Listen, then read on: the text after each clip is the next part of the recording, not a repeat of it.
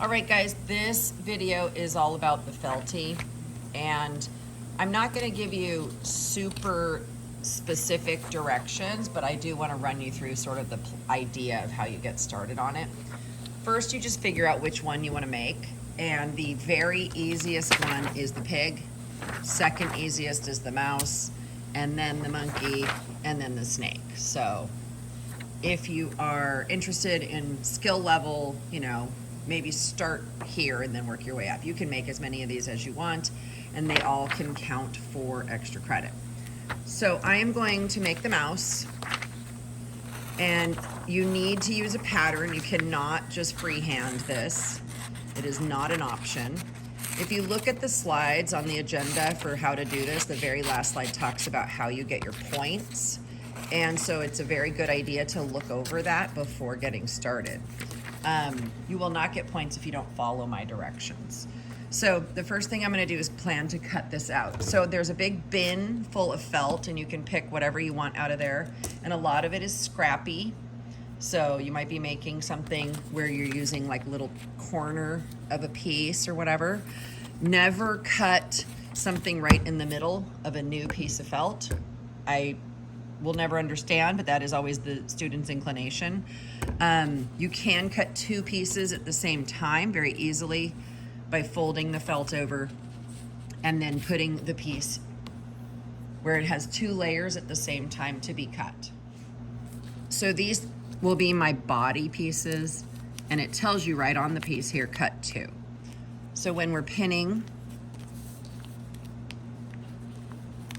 we're going to go through both layers all the way to the back side, okay? And then you're gonna need to get your shears to cut around. And you don't need the super fancy shears, you can just use the regular shears out of cabinet 4. All right, so when you're cutting, you're going to cut, make sure your pins are not in the way of your cutting. And you're going to cut around the pattern right on the cutting line as it says.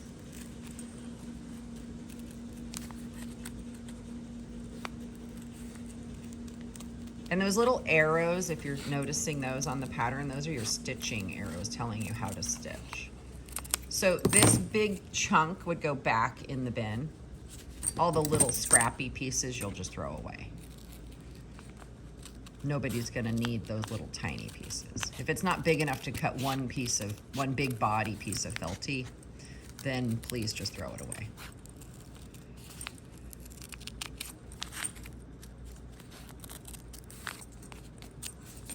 Okay, so now I unpin this, I put the pins right back in the pin cushion or on the pin magnet, and I have two little mouse bodies. And this is trash, okay? And this is trash. So then I need to cut two ears, but knowing that I can't put a pin in this, I'm just gonna sort of like wing it. I'm gonna go here to the scrappiest part, and I'm going to try to cut out a couple of ears. So what I'll do is fold this in half. And you can do this, however, as long as you're not cutting a tiny ear out of the middle of the piece of felt, like cut out of the corner, make it a little tiny scrappy corner piece. Okay. And then I'm just gonna go like this and kind of wing my ears. Like there's really no way to do it otherwise. You could cut out the paper pattern and then trace it, but then you have like pencil marks on your thing. And we only need two. So there's one, and there's two, and those look totally sufficient.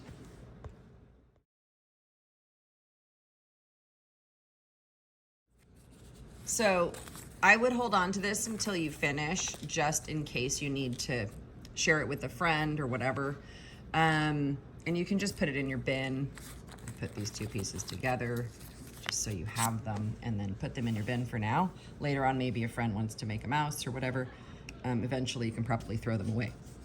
So now I have to start thinking about his face. So if you look at the directions here, it says we're gonna sew the ears onto one layer. So that's one layer, my other layer's here. We're only gonna do the one, because one piece is gonna be the back of the mouse, okay? So you're just gonna go ahead and sew the buttons on, how we've learned to do this. You can pick out whatever buttons you want out of the button bin. Just please don't stand at the button bin for 20 minutes and spend an entire class period trying to figure out what button you're gonna use. This is when this is what I'm saving all of the supplies for. I mean, this and other projects, but this is why I didn't let you guys just sew 3 million buttons just for the heck of it. So yeah, so everything on one mouse body, keep one mouse body plain and off to the side. And this same exact process goes for any of the little animals, okay? It doesn't just go for mice. I'm not gonna make one of these for every one of the animals. All right, and then you probably wanna make a little face. And you can make your face look like whatever you want. And I'm just using regular thread. And I'm just gonna make a funny little nose. And this is just stitching. Like, there's no real magic to what I'm doing. I'm just kind of creating like a little triangle here. And then eventually I'll make some little whiskers and a mouth probably. And, you know, kind of make it look mousy to the best of my ability. And this is your creation. I mean, I would say it's requirement. It doesn't have to have everything, but it probably does need eyes, and it probably does need a mouth. Like, whiskers aren't really gonna cost you points or anything, but I think they're worth doing. Can you see that I got this little tangle here?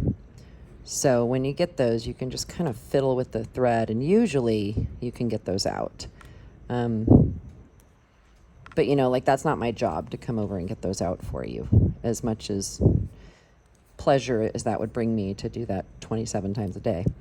But yeah, you get little tangles, and like, the back doesn't have to look amazing. You can see I have a snag there. Look, it looks like a mouse's face though. That is funny. Okay.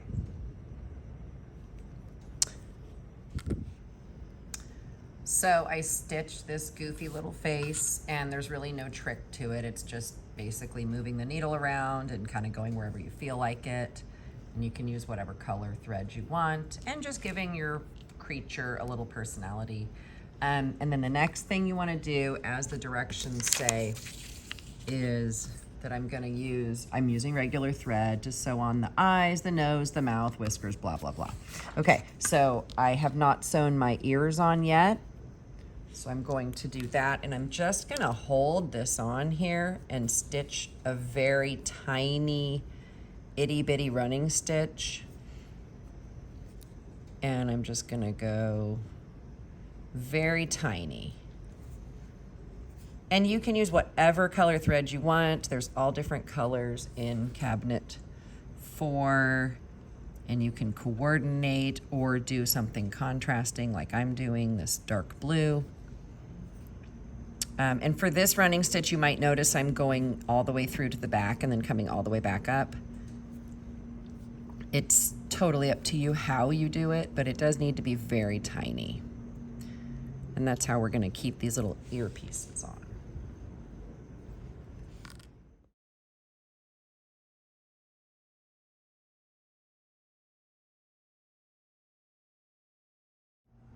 And I decided he needs a necktie, because what mouse doesn't need a necktie, right? So I just cut out this funny piece of felt. Of course, I did not cut out of the middle of the piece. I cut out from around the edges. And I'm just gonna stitch this on. And your mouse is not required to have a tie. You can make whatever you want. One of mine, I think, has a Starbucks cup. I don't know where that one is, but they're around. So there's lots of these little samples you can look at around the classroom. So once you have your little funny thing decorated, you put the blank side with the decorated side. And you might want to put a pin in it just so it all stays together. And if you look at the pattern, you're gonna see that it's showing you to start here and leave this not sewn. So we're gonna start here, and then we're gonna follow these arrows all the way around. And it's really important. The only way you get your points is if you follow my directions here. So what we're gonna do is, this part is just to hide the knot. I'm starting on the back so I can kind of tuck the knot inside. And then we're going to do the blanket stitch all the way around, but super teeny tiny. Super teeny. So it goes over the edge.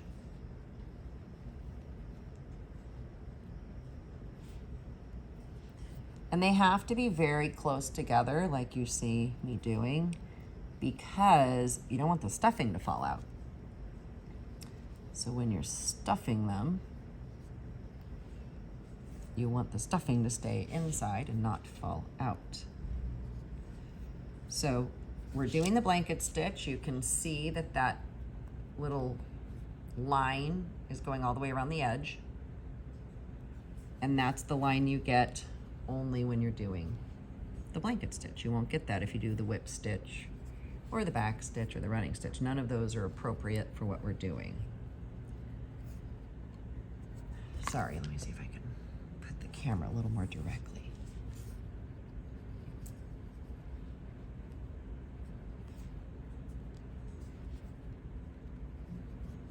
Okay, and you just keep going all the way around. If you run out of thread, you just tie a knot and start again, just like anytime we're sewing. And you do always need to pay attention to how much thread you have left, so that if you need to tie a knot, you have enough thread to do that.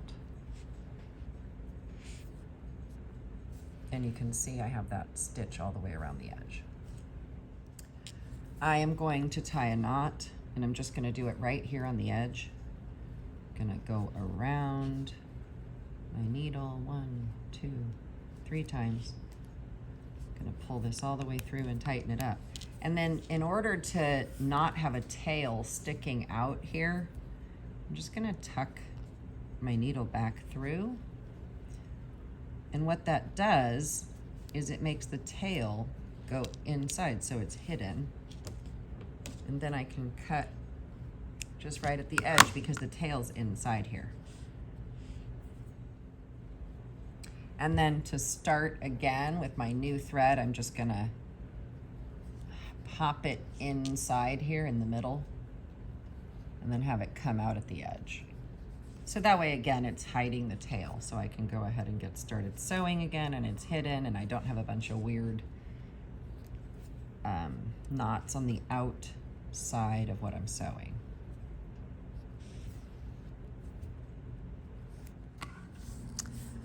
As you can see, I have finished sewing, and the don't sew part is in between the legs here.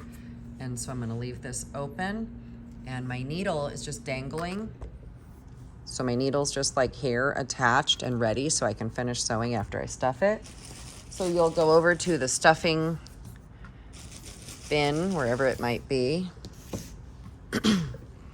and you are going to fill up your creature, and you will start by just putting a little bit in at a time, and you can use a pencil, or I'll have some stuffing tools around that you can use to kind of shove this in and then to get it farther in.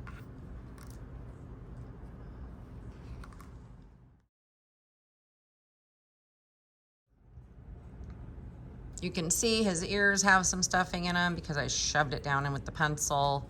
His feet have a little stuffing in them. And now I'm just gonna finish my stitching, and you just keep going. That's why we left the needle hanging there. And I'm just gonna keep going with my same blanket stitch all the way. And if you look at the page with all the directions, the very last page tells you how to get your points.